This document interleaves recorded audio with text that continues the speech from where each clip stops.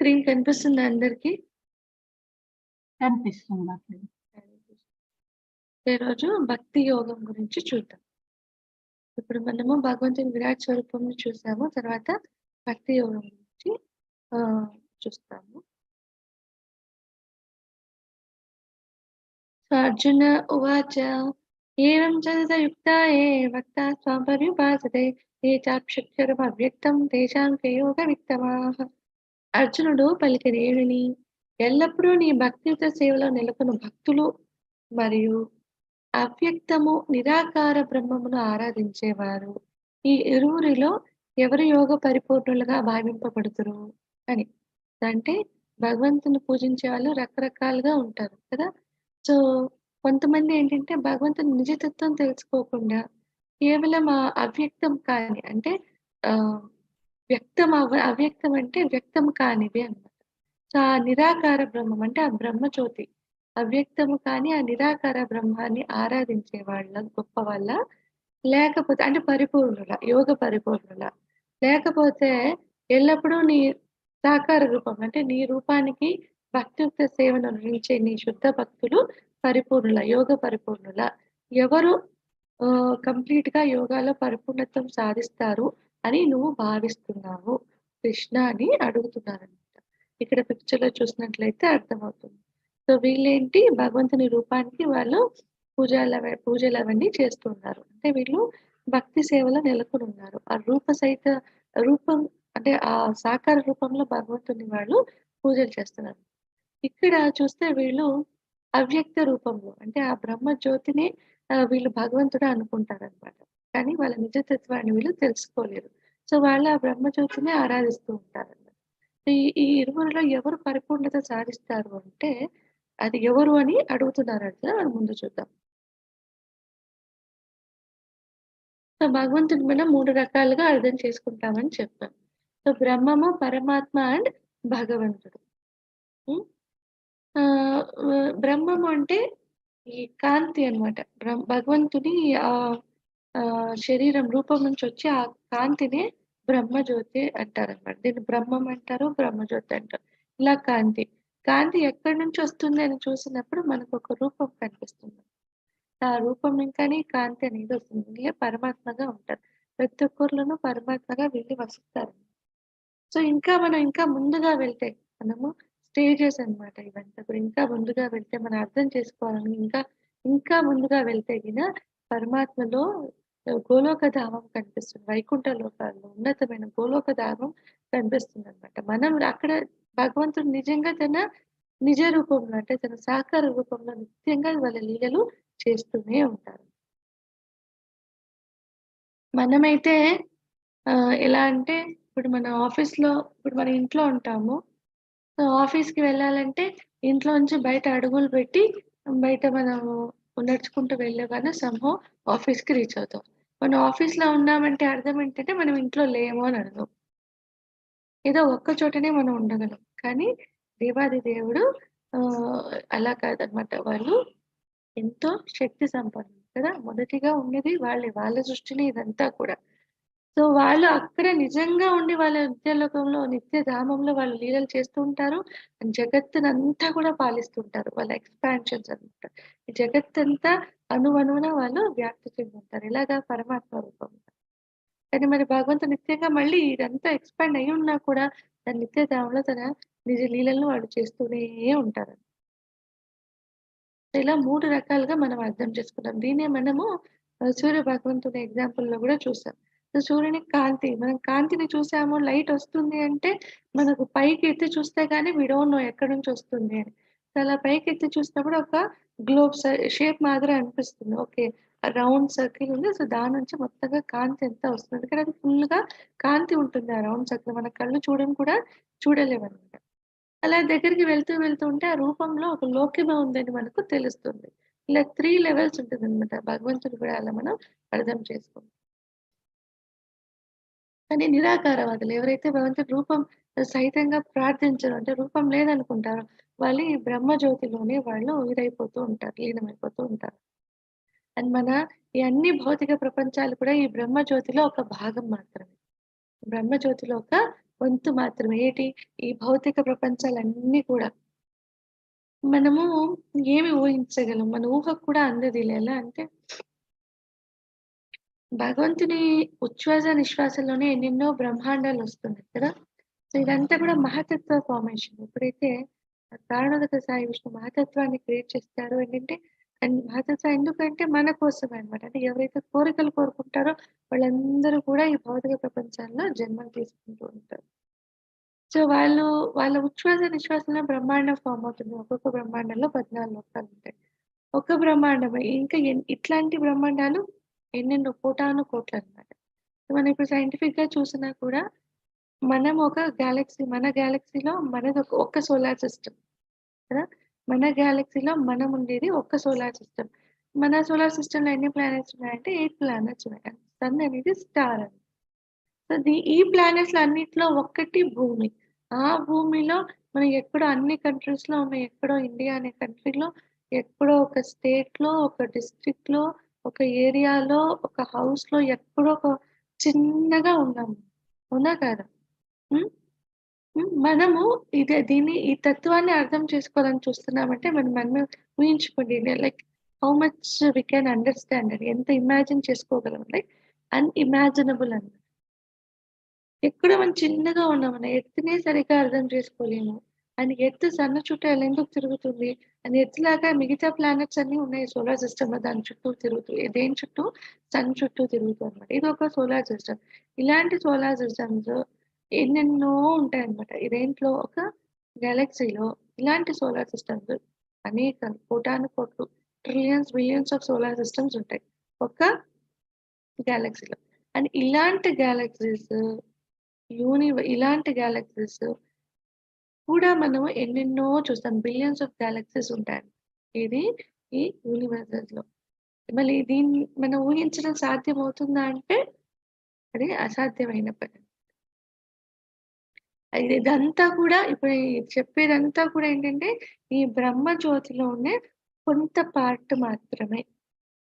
కొంత పార్ట్ మాత్రమే మహతత్వాన్ని ఒక డార్క్ క్లౌడ్ ఆవరించి ఉంటుందన్నమాట. సో, అక్కడి ఇంకాని భౌతిక సృష్టి అనేది, పంచభూతాల ఫార్మేషన్ అనేది, ఈ సూక్ష్మమైన ఫార్మ్ అనేది అన్నీ కూడా అక్కడి ఇంకానే జరుగుతుంది. సో, మనము బ్రహ్మజ్యోతిలో లీనం అవ్వాలన్నా కూడా మహతత్వాన్ని క్రాస్ చేయాలి. అప్పుడే వాళ్ళకి ఆ కాంతి అనేది కనిపిస్తుంది బ్రహ్మజ్యోతి. సో, ఇక్కడనే పగలు ఇదే ద్వంద్వాలన్నీ కూడా ఈ భౌతిక ప్రపంచానికి సంబంధించి. కానీ ఆధ్యాత్మిక ప్రపంచాల్లో ఈ ద్వంద్వాలనేవే ఉండవన్నమాట. అంతా పాజిటివిటీతో నిండి ఉంటుంది. హరే కృష్ణ. శ్రీభగవాన్ ఉవాచ మయ్యావేశ్య మనో ఏ మాం నిత్యయుక్త ఉపాసతే శ్రద్ధయా పర్యోపేతాస్తే మే యుక్తతమా మతాః. శ్రీ భగవానుడు పలికెను. నా సాకార రూపం పైననే తమ మనస్సును స్థిరపరిచి మహోన్నత దివ్యమైన శ్రద్ధతో నన్ను అర్చించడంలో సర్వదా నెలకొని ఉన్నవారే అత్యుత్తమ యోగ పరిపూర్ణులని నా అభిప్రాయము. నా సాకార రూపం పైననే అంటే నా నిజ రూపం పైననే వాళ్ళ మనసుని ఎవరైతే స్థిరపరుచుకొని ఉంటారో, అది స్థిరపరుచుకొని మహోన్నతమైన దివ్యమైన శ్రద్ధతో నన్ను అర్చిస్తుంటారో, నా సేవలో సర్వదా నెలకొని ఉంటారో, అలాంటి వాళ్ళే అత్యుత్తమ యోగ పరిపూర్ణులని నా అభిప్రాయము. సో, అర్జున అడిగారు. నీ అవ్యక్తమైనది అంటే నీ నిరాకార స్వరూపం అంటే బ్రహ్మజ్యోతి అన్నమాట. సో, ఇది సాకార రూపం. సో, ఎవరైతే అంటే ఎవరు యోగలో పరిపూర్ణత సాధించే వాళ్ళని నువ్వు భావిస్తున్నావో కృష్ణ అని అర్జునుడు అడుగుతారు. నిరాకారంగా నిన్ను పూజించేవాళ్ళా? సాకారంగా నిన్ను పూజించేవాళ్ళా? అని. సో, అప్పుడు శ్రీకృష్ణ పరమాత్మ చెప్తున్నారు. నా సాకార రూపంపైనే భక్తి సేవలు అనరించే వాళ్ళే అత్యుత్తమ యోగ పరిపూర్ణులని నా అభిప్రాయం అని భగవంతుడు ఇక్కడ చాలా క్లియర్‌గా చెప్తున్నారు. ఏతక్షరమనిర్దేశ్యం అవ్యక్తం పర్యుపాసతే సర్వత్ర గమచింత్యం చ కూటస్థమచలం ధ్రువం సన్నియమ్యేంద్రియగ్రామం సర్వత్ర సమబుద్ధయః తే ప్రాప్నువంతి మామేవ సర్వభూతహితే రతాః. కానీ ఇంద్రియ అతీతము, సర్వవ్యాపకము, ఊహాతీతము, మార్పులేని, కదలని, స్థిరమైన, వ్యక్తీకరించబడని అంటే పరతత్వ నిరాకార భావనను పూర్తిగా ఆరాధించేవాడు. ఎలాంటి భావనను? పరతత్వ నిరాకార భావనను పూర్తిగా ఆరాధించేవాడు. సమస్త ఇంద్రియముల నియంత్రణ ద్వారా అందరి పట్ల సమభావం కలిగి, అందరి సమక్షంలో ఆహ్, అందరి సంక్షేమంలో హరే కృష్ణ. అందరి సంక్షేమంలో నిమగ్నమై చివరకు నన్నే పొందుతారు. ఎవరైతే భగవంతుడి నిరాకార భావనగా వాళ్ళు ప్రే చేస్తూ ఉంటారో వాళ్ళకి కూడా అది కూడా భగవంతుని ఈ కాంతే కదా! భగవంతుడు అది ఏమంటారంటే అచింత్య భేద అభేదతత్వం అని చెప్తారు. అంటే భగవంతుడు లేనిదే కాంతి లేదు. అలాగని కాంతే భగవంతుడా అంటే కాదు. భగవంతుడు ఉన్నారు కాబట్టి ఆ కాంతి ఎఫల్జెన్స్ అలా బ్రహ్మజ్యోతి వస్తుందన్నమాట. ఇలా సిమిలర్‌లీ మనకు సూర్య భగవంతుడు ఉన్నారు కాబట్టి ఆ కాంతి వస్తుంది. మరి కాంతి సూర్య భగవంతుడా అంటే కాదు. ఆ! సో, ఇది అర్థం చేసుకోవాల్సి ఉంటారు. అండ్ ఎవరైతే నిరాకార తత్వంలో భగవంతుడిని పూజించినా కూడా వాళ్ళు కూడా భగవంతుని చేరే అవకాశం ఎక్కువగానే ఉంది. కాకపోతే ఇప్పుడు ఈ జన్మలో కాకపోతే ఇంకా వాళ్ళకి చాలా జన్మల్లో భగవంతుడు అవకాశం ఇస్తారు. సో, అలా వాళ్ళు చివరిగా వాళ్ళు భగవంతుని చేరడం అనేది జరుగుతుంది. ఆ నిజతత్వాన్ని అర్థం చేసుకోవడం అనేది జరుగుతుంది. So, what are you doing on what అని అడుగుతున్నారు. వాట్ ఆర్ యూ డూయింగ్ అని ఇతను అడిగినప్పుడు వీళ్ళు చెప్తారు ఫోకసింగ్. ఆన్ వాట్ ఫోకస్ చేస్తున్నాను. దేని మీద ఫోకస్ చేస్తున్నావు అంటే వాళ్ళకి తెలీదు. నాట్ ష్యూర్ అని. అలా ఉంటుందండి. క్లేశోऽధికతరస్తేషాం అవ్యక్తాసక్తచేతసాం అవ్యక్తాహి గతే దుఃఖం దేహవద్భిరవాప్యతే. పరమపురుషుని అవ్యక్త నిరాకార తత్వం పట్ల మనస్సు ఆసక్తమైన వారికి పురోగతి చాలా కష్టంతో కూడి ఉంటుంది. ఆ విధానంలో పురోగతి సాధించడం దేహదారులకు ఎల్లప్పుడూ కష్టమే. సో, ఏదైతే అవ్యక్త నిరాకార తత్వం పట్ల ఆసక్తి కలిగి అలా ప్రోగ్రెస్ చేయాలనుకుంటారో అలాంటి వాళ్ళకి అది ఈ సాధించడం అనేది చాలా కష్టం. అంటే ఈ దేహదారులకు. ఎందుకంటే ఆ ప్రాసెస్ చాలా కష్టంతో కూడుకున్నది కాబట్టి దేహదారులు ఎల్లప్పుడూ కూడా అలా వెళ్ళేవాళ్ళు చాలా కష్టపడుతుంటారు. ఆ కష్టంలో వాళ్ళు పరిపూర్ణత పొందేది అనేది చాలా కొద్ది మందికే సిద్ధిస్తుంది. చాలా మంది వెనక్కి వచ్చేస్తారని. ఏతు సర్వాణి కర్మాణి మయి సన్యస్య మత్పరః అనన్యేనైవ యోగేన మాం ధ్యాయంత ఉపాసతే తేషామహం సముద్ధర్త మృత్యు సంసార సాగరాత్ భవామి న చిరాత్ పార్థ మయ్యావేశిత చేతసాం.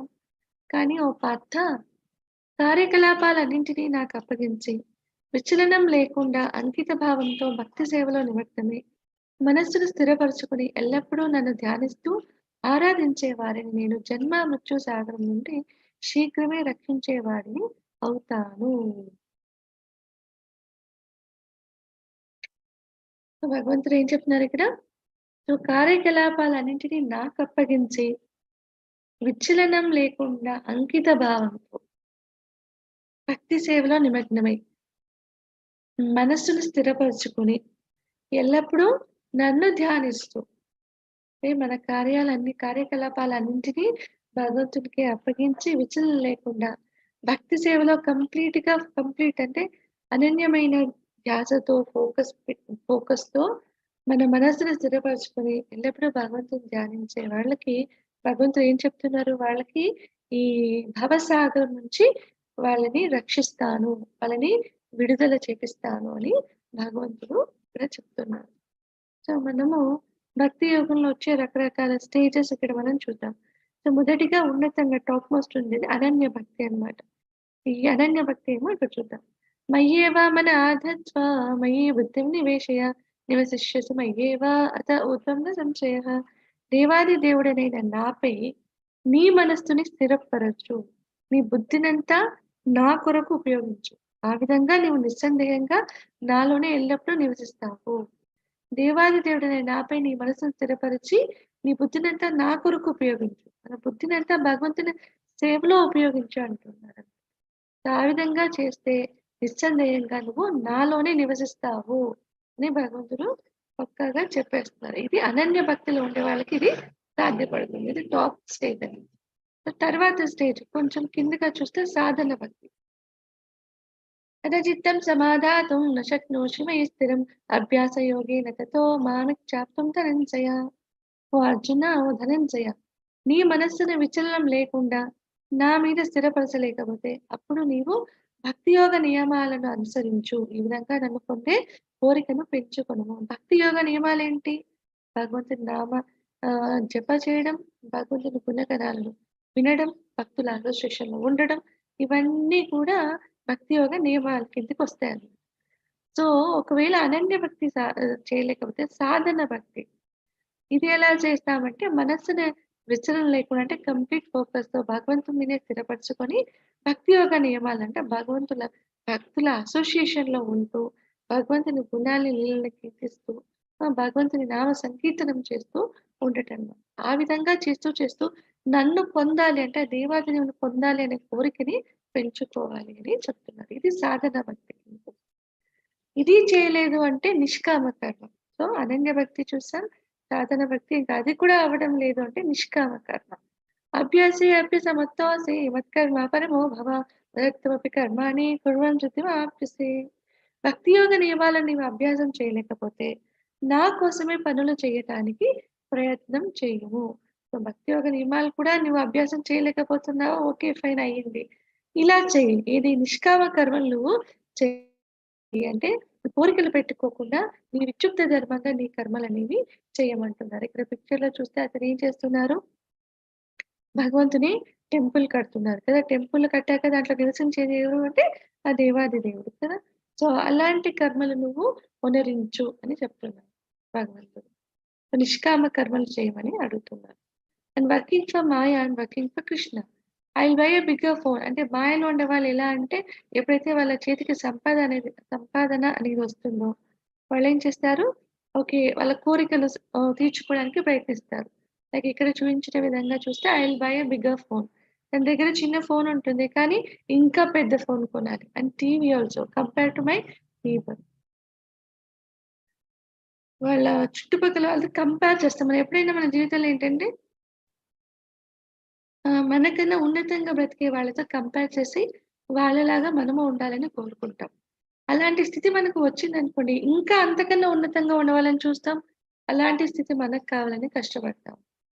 సో, ఈ కోరికలనే దానికి అంతనేది లేదు. దేనికి భౌతిక కోరికలకు అంతు అనేదే లేదు. అది ఎప్పుడు కూడా మనము సాటిస్ఫై అవ్వమని. అంతే కదా! మామూలుగా ఒక ఫోన్ ఎందుకు కావాలి మనకు? కమ్యూనికేషన్ చేయడానికి కదా! అర్జెంట్ అవసరమైనప్పుడు మాట్లాడడానికి మనకు ఫోన్ అనేది అవసరం. దానికి చిన్న ఫోన్ అయినా సరిపోతుంది. ఎక్కువ ఫీచర్స్ లేకపోయినా ఫోన్‌లో మాట్లాడగలిగే ఇది ఉన్నా కూడా మనకి సరిపోతుంది. కానీ మనం దాంతో సంతృప్తి చెందుతామా అంటే సంతృప్తి చెందమనమాట. రకరకాల గ్యాడ్గెట్స్ వచ్చాయి. ఐఫోన్ అని, స్మార్ట్ ఫోన్స్ అని కదా! ఇలా కాస్ట్‌లీ దాని మీద వెళ్తాం. ఎందుకది కాస్ట్‌లీ అంటే రకరకాల ఫీచర్స్ దాంట్లో ఉంటాయి. ఆ ఫీచర్స్ అని యాక్చువల్లీ చూస్తే అవసరం లేదు. కానీ మనం దాన్ని యూజ్ చేసుకుంటూ ఉంటాము. దానికే అడిక్ట్ అవుతూ కూడా ఉంటాము. టీవీ అయినా, ఈ కాలంలో అందరూ టీవీ కన్నా మొబైల్ ఫోన్‌కి ఇంకా ఎక్కువగా అడిక్ట్ అయిపోయారు.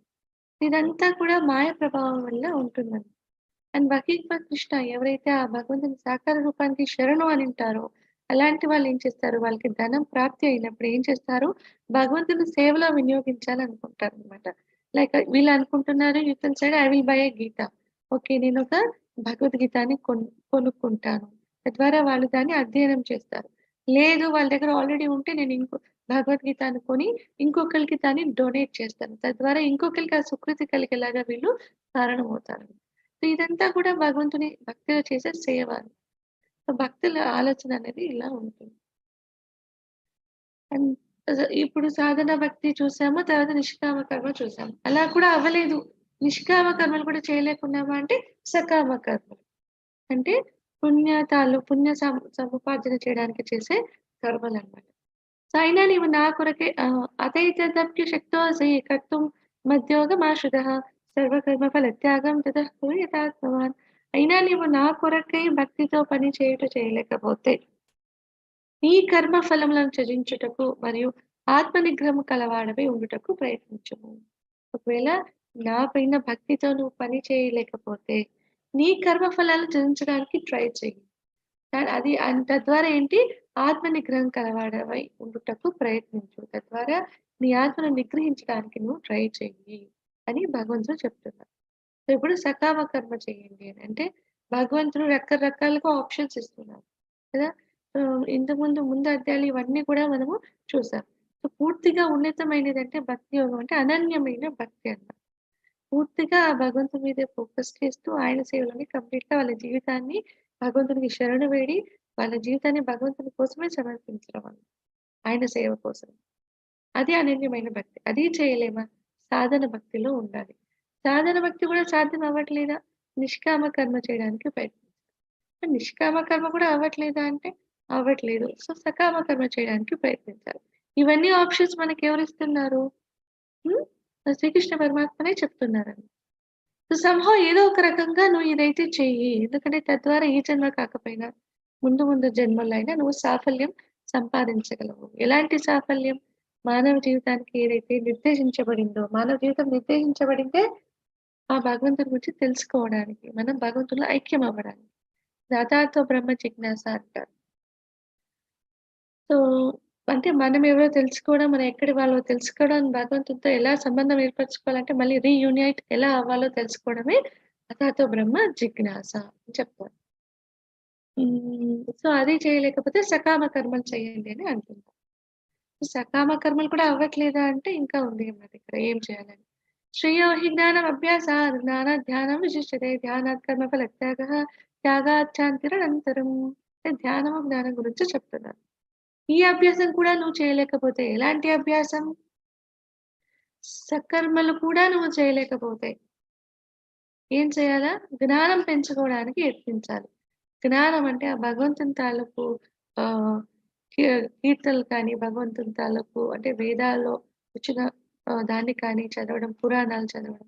అంటే భగవంతుని ఈ జ్ఞానాన్ని సంపాదించేప్పుడు ఎలా అంటే భక్తుల అసోసియేషన్‌లో ఈ జ్ఞానాన్ని సంపాదిస్తే వాళ్ళకు పర్ఫెక్ట్‌గా అందుతుందన్నమాట. ఇలా జ్ఞానం పెంచుకోవడానికి ట్రై చేయాలి. అయినా కూడా జ్ఞానం కంటే ధ్యానం ఇంకా ఉత్తమమైనదన్నమాట. ధ్యానంలో నిమగ్నం అవ్వాలంటే కూడా వాళ్ళకి జ్ఞానం అనేది కంపల్సరీ. ఏ స్టేజ్‌లో ఉండాలన్నా మనకు జ్ఞానం అయితే కంపల్సరీ. అందుకే ఆయన జ్ఞానం కంటే ధ్యానమే ఉత్తమమైనది ఇంకా అని చెప్తున్నారు. అండ్ ధ్యానం కంటే కర్మఫల త్యాగం ఉత్తమమైంది. ఎందుకంటే వాటిని త్యజించడం ద్వారా మనశ్శాంతి మనం పొందుతాము అని. సో, ఇలా రకరకాలుగా భగవంతుడు మనకు ఆప్షన్స్ ఇచ్చారు. తద్వేష్టా సర్వభూతానాం మైత్రః కరుణ ఏవ చ నిర్మమో నిరహంకారः సమదుఃఖసుఖక్షमी సంతుష్టः సతతం యోగి యథాత్మా దృఢనిశ్చయः మయ్యర్పితమనో బుద్ధిర్యో మద్బుద్ధः స మే ప్రియः మద్భక్తः స మే ప్రియः సంతుష్టः సతతం యోగి యథాత్మా దృఢనిశ్చయः మయ్యర్పితమనో బుద్ధిర్యో మద్భక్తः స మే ప్రియः. అన్ని జీవుల పట్ల దయగల స్నేహితుడే కానీ అసూయపడని వాడు. అంటే శుద్ధ భక్తుల లక్షణాలు ఎలా ఉంటాయంటే అవి ఇక్కడ చెప్పబడ్డాయన్నమాట. ఎలా ఉంటదంటే అన్ని జీవుల పట్ల వాళ్ళు దయగల స్నేహితుడుగా ఉంటారే గాని అసూయపడని వాళ్ళన్నమాట. తనను యజమానిగా భావించని వాడు. అండ్ మిథ్యాహంకారం లేనివాడు. ఆనందం మరియు బాధ రెండిటిలో సమానంగా ఉండేవాడు. సహనంగా ఉండేవాళ్ళు, ఎల్లప్పుడూ సంతృప్తిగా ఉండేవాళ్ళు. అండ్ స్వీయ అంటే వాళ్ళ ఆత్మ నియంత్రణ కలిగిన వాడు. దృఢ నిశ్చయంతో భక్తి సేవలో నెలకొనివాడు. తన మనస్సు, బుద్ధిని నా పైననే స్థిరపరిచిన వాడు అయిన నా భక్తుడు నాకు చాలా ప్రియమైన వాడు. అంటే నా భక్తుడు అని భగవంతుడు క్లియర్‌గా చెప్తున్నారు. అంటే శుద్ధ భక్తుల యొక్క క్వాలిటీస్ మనం ఇప్పుడు చూస్తాం. ఎలా ఉంటారంటే వాళ్ళు ఎవరి పట్ల అసూయ అనేది పడరు. ఇదే మనం ఇది అర్జున కూడా జెలసీ పడినందువల్లే భగవంతుడు నీకిదంతా ఎక్స్‌ప్లెయిన్ చేస్తున్నానని కూడా మనం ముందు అధ్యాయంలో చెప్పడం చూసాం కదా! సో, అందరి పట్ల దయ కలిగి స్నేహ భావంతో ఉంటారే కానీ అసూయ పడరనమాట. అండ్ తనను తాను ఓనర్‌గా భావించరు. అండ్ మిథ్యా అహంకారం వాళ్ళకి ఉండదనమాట. అండ్ ఈ ద్వంద్వాలకు వాళ్ళు అతీతులవుతారు. అండ్ ఓర్పుతో ఉంటారు. ఎల్లప్పుడూ సంతృప్తిగా అంటే సెల్ఫ్ సాటిస్ఫైడ్‌గా వాళ్ళు ఉంటారు. అండ్ వాళ్ళ స్వీయ నియంత్రణలో ఉంటారు. ఇవన్నీ కూడా శుద్ధ భక్తి యొక్క క్వాలిటీస్ ఇక్కడ మనం చూస్తాం.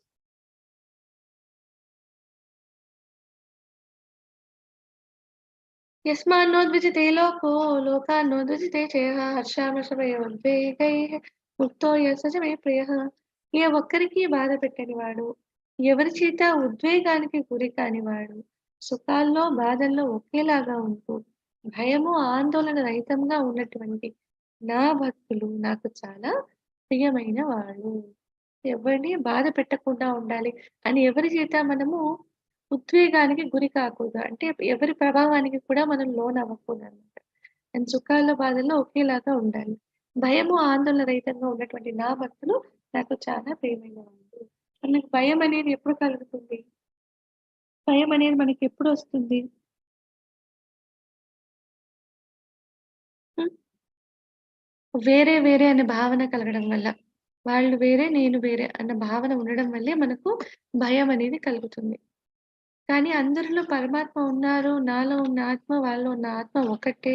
అందరూ ఒక్కళ్ళకి సంబంధించిన వాళ్ళమే అని తెలిసినప్పుడు ఈ భయమనేది పోతుందనమాట. తద్వారా అందరిలో మనం పరమాత్మని సందర్శించగలుగుతామనమాట. ఇంకా భయం పోవడానికి ఇంకొక కారణం ఏంటంటే, మనం భగవంతుని శరణులో ఉంటాం. ఆ దేవాది దేవుని శరణులో ఉన్నాక మనకు భయమనేది ఏమీ ఉండదనమాట. చెప్తారు. శ్రీకృష్ణ పరమాత్మ కాపాడాలి అనుకుంటే ఎవ్వరు కూడా వాళ్ళని ఏమి చేయలేరు.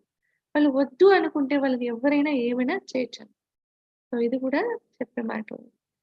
అండ్ ఇంకా భయం చూస్తే మనకు భయమనేది ఎందుకు కలుగుతదంటే ఫస్ట్ ఆఫ్ ఆల్ మనకు ప్రొటెక్షన్ లేదు అని భావిస్తాం. చిన్న పిల్లలు చూస్తే వాళ్ళు ఆల్‌వేస్ వాళ్ళ పేరెంట్స్ కంట్రోల్ అంటే వాళ్ళ పేరెంట్స్ ఏమంటారు? చిన్న పిల్లల భావన ఎలా ఉంటుందంటే వాళ్ళకి భయముండదు. ఎందుకంటే ఏమైనా కూడా నాకు నా తల్లిదండ్రులు ఉన్నారు చూసుకోవడానికి. లేదా వాళ్ళకి ఆ కాన్ఫిడెన్స్ ఉంటుంది. చిన్న పిల్లల మాటలు చూడండి కొంతమంది అసలు భయం లేకుండా మాట్లాడతారు. ఎందుకంటే వాళ్ళకి ఇంకా పూర్తి జ్ఞానం లేదు. లోక జ్ఞానం కాబట్టి. తల్లి, తండ్రిని వాళ్ళని పూర్తిగా ప్రొటెక్ట్ చేయగలుగుతారన్న భావన వాళ్ళకుంటుంది కాబట్టి వాళ్ళకి భయముండదు. అదే కొంత పెద్దగా అయ్యి వాళ్ళు ఇండిపెండెంట్‌గా లైఫ్ లీడ్ చేసేటప్పుడు వాళ్ళకేముంటుందంటే భయముంటుంది. They are open to the society now. కదా! సో, వాళ్ళే వాళ్ళ పేరెంట్స్‌ని కూడా చూసుకోవాల్సిన పరిస్థితి అది. సో, వాళ్ళ పిల్లల్ని చూసుకోవాలి, వాళ్ళ పేరెంట్స్‌ని చూసుకోవాలని సొసైటీలో వాళ్ళు ఓపెన్‌గా ఇండిపెండెంట్‌గా వాళ్ళు బ్రతకాల్సుంటది. అప్పుడు వాళ్ళకి భయం అనేది ఖచ్చితంగా అందరికీ కలుగుతుంది. ఎందుకంటే వాళ్ళని ప్రొటెక్ట్ చేసేవాళ్ళు ఎవరు లేరు. దే ఆర్ అన్‌ప్రొటెక్టెడ్ అని అందరికీ తెలుసు కాబట్టి. అదే ఎవరైతే భగవంతుని శరణులో వెళ్తారో వాళ్ళు again will come under the protection. So, వాళ్ళకి ఎలాంటి భయం అనేది కూడా ఉండదనమాట. అనపేక్ష శుచిర్దక్ష ఉదాసీనో గతవ్యదః సర్వారంభ పరిత్యాగి యో మద్భక్తః స మే ప్రియః. సాధారణ కార్యకలాపాలను ఆశ్రయించని వాడు, పవిత్రుడు, దక్షత కలవాడు, ఉదాసీనుడు, ఇంకా కలతలు లేకుండా మరియు అన్ని వ్యవహారములలో స్వార్థ చింతన లేకుండా ఉన్నటువంటి నా భక్తుడు నాకు చాలా ప్రియమైన వాడు. సాధారణ కార్యకలాపాలు వాళ్ళకి అంత కావాలి, ఇంత కావాలని మనీ వెంట వాళ్ళు ప్రాకులాడరు. చిన్న చిన్న వాళ్ళ దేహ నిత్యావసరాలు తీర్చుకోవడానికి చేసే వాళ్ళ నిత్య కార్యకలాపాలు. అండ్ మేజర్‌గా వాళ్ళు భగవంతుని సేవలోనే ఎక్కువగా ఉంటారు.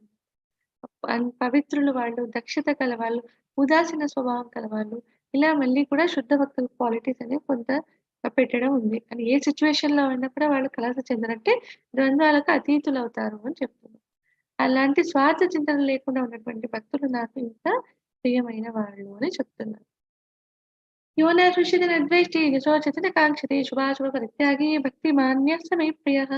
ఎవరైతే లౌకిక సుఖాల పట్ల ఆనందించకుండా, ప్రాపంచిక కష్టాల పట్ల బాధపడకుండా, నష్టం జరిగినా బాధపడరో లేదా లాభం కోసం ప్రాకులాడరో, శుభ, అశుభ పనులన్నింటినీ త్యజిస్తారో, అటువంటి జనులు భక్తితో నిండి ఉన్నవారు నాకు చాలా ప్రియమైన వాళ్ళు. ఇక్కడ చూస్తే ఎవరిని చూపిస్తున్నారు పిక్చర్‌లో? ప్రహ్లాదుని చూపిస్తున్నారు కదా! సో, వాళ్ళు చిన్న వయసులోనే భగవంతుని మీద అనన్యమైన భక్తితో వాళ్ళుంటారనమాట.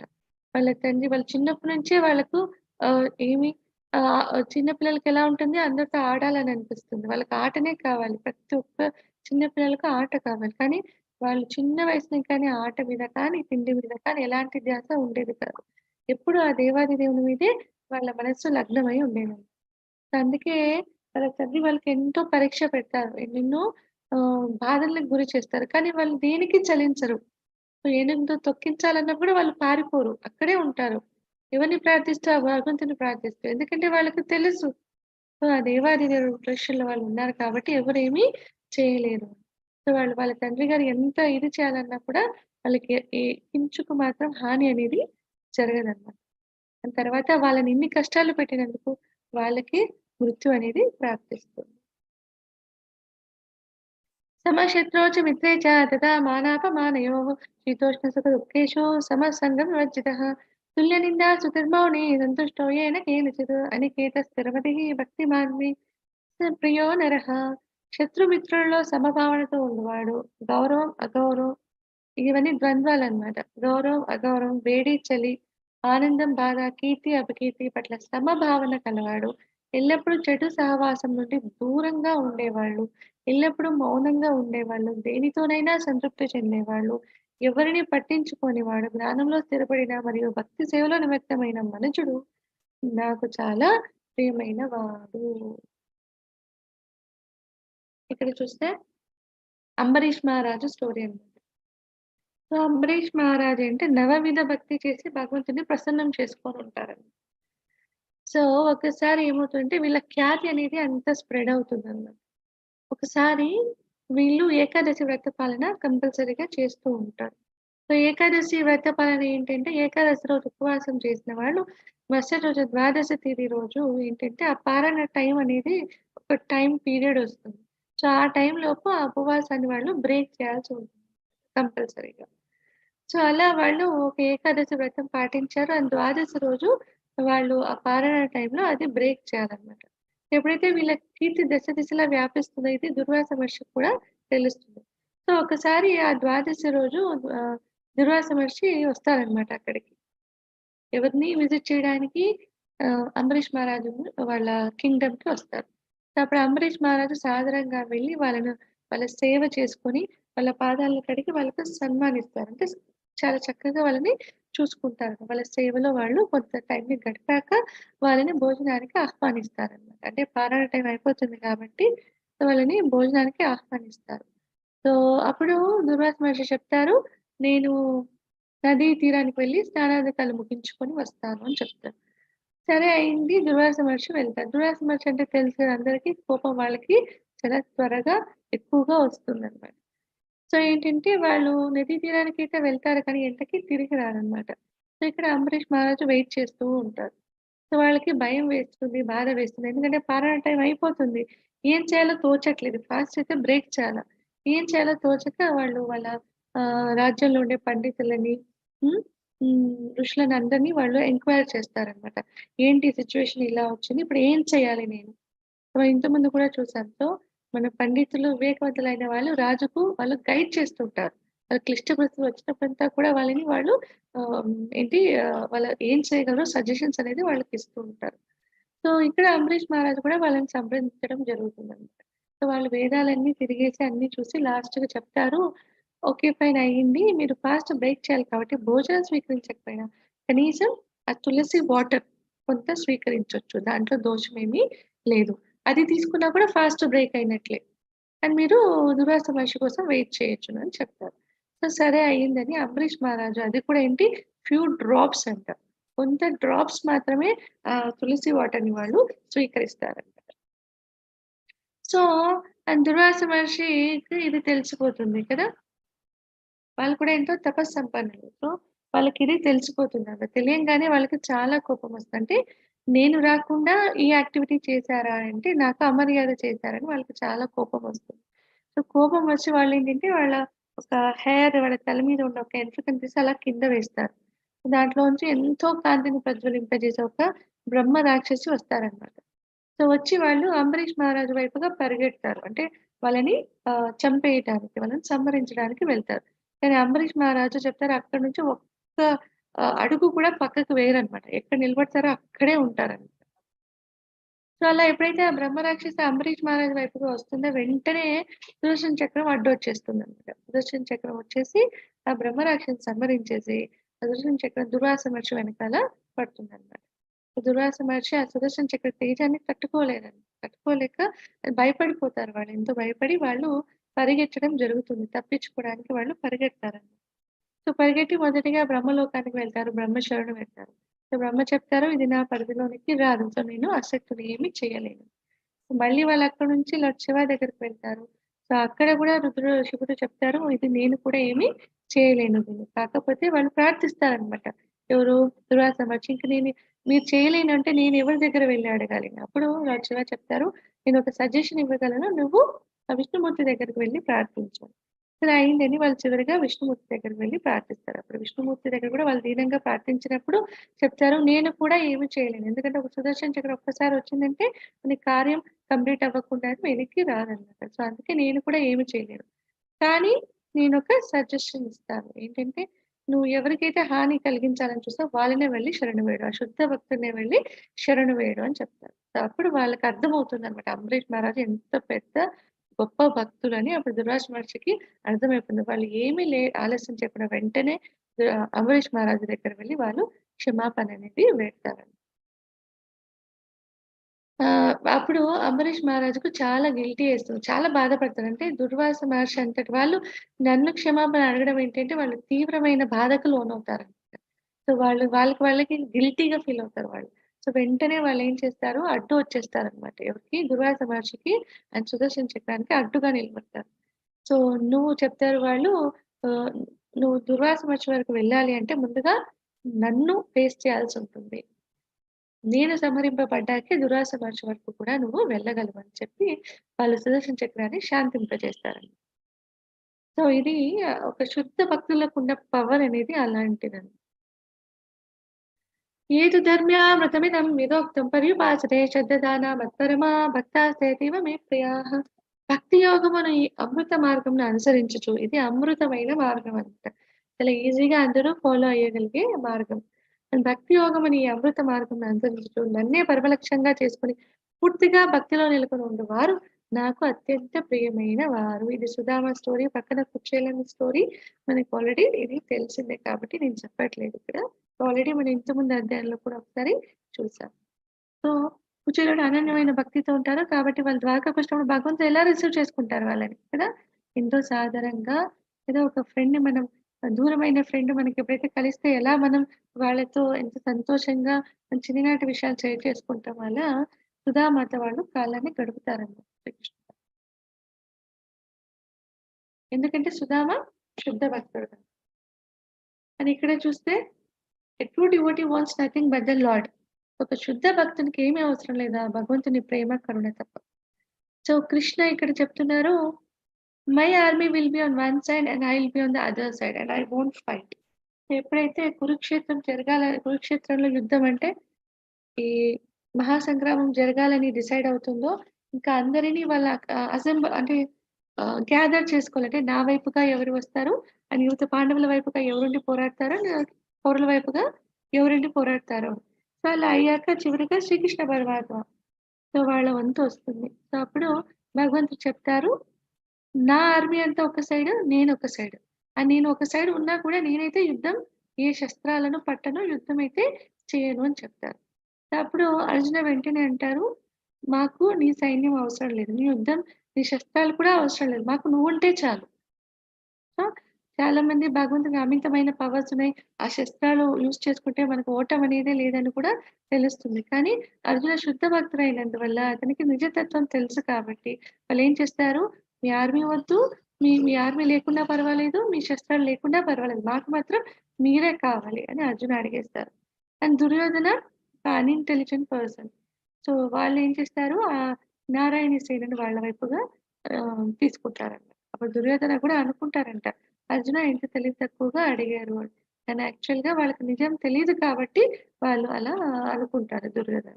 కానీ అర్జున్‌కి ఆ తత్వం తెలుసు కాబట్టే దేవాది దేవుడిని వాళ్ళ వైపుగా ఉండమని వాళ్ళు రిక్వెస్ట్ హ్మ్.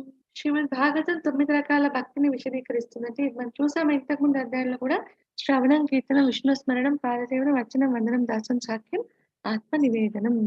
సో, ఒక భక్తుడు ఈ 9 రకాల భక్తులలో దేనినైనా సాధన చేయొచ్చు. అని 9 రకాలు సాధ్యమైతే అది చేయొచ్చు. లేదు 2 సాధ్యమవుతుంది 2 చేయొచ్చు. 3 సాధ్యమవుతుందంటే 3 చేయొచ్చు. కనీసం ఏ ఒక్కటిలో అయినా కూడా వాళ్ళు భక్తి సేవ చేయడం అనేది మొదలుపెట్టాలి. సాధన అనేది మొదలుపెట్టాలి.